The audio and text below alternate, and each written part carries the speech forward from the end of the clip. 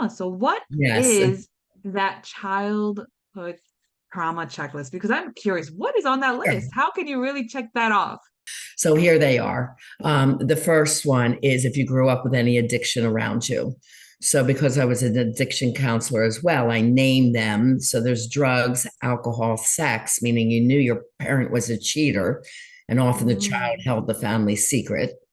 Um, Porn use, gaming, gambling, hoarding, spending, eating, TV yeah. watching, social media addiction, or just being on the machines all the time. And the child's put on a machine just to quiet them down. Okay, Mhm. so that's addiction in the family.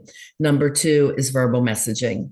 So, did you hear the words, I love you? Did you get cheered on and say, great job, babe? Even if you didn't win, I saw you trying your best. I'm really proud of you. Yeah. Or it's like, you didn't do good enough. You could always do better. The kid that gets all A's and it's like, why'd you get a B? They don't recognize all the A's, that kind of Yeah. messaging. Or change your outfit. You look fat in that. That doesn't look good on you. So Yeah. these are called verbal put downs or slurs.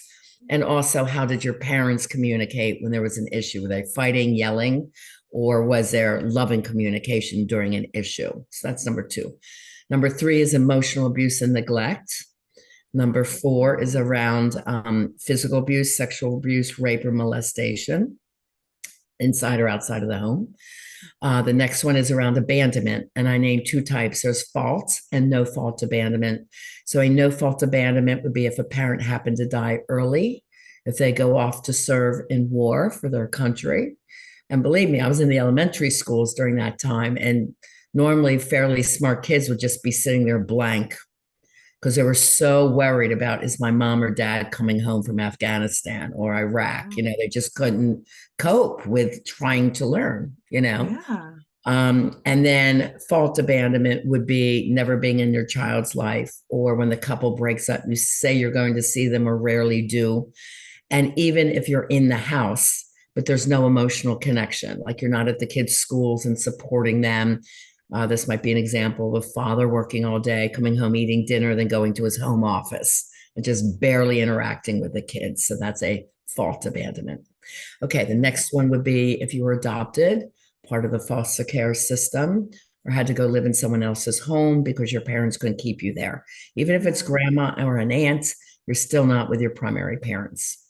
Number seven is the one that most people can identify with. I call that personal trauma.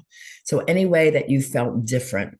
So, you could have been a chubby child and teased for that. I was a skinny, gawky nerd and teased for that in middle school. You could have been the only African American in all Caucasian school, therefore felt different, or coming out as an LGBTQ queen, teen and not having peer acceptance or family acceptance with that.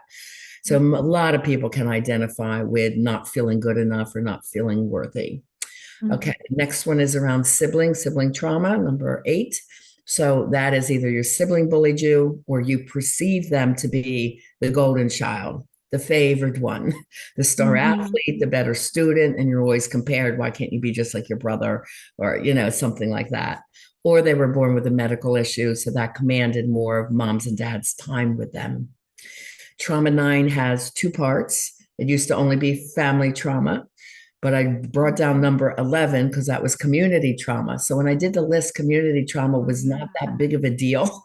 Now it's one of the biggest ones. That's where COVID Yeah. falls in line.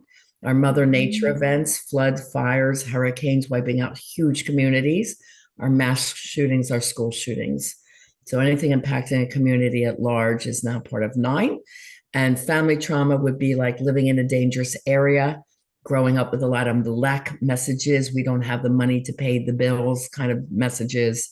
If a parent's incarcerated, our military families moving every 2 to 4 years, making the kid the new kid in the school.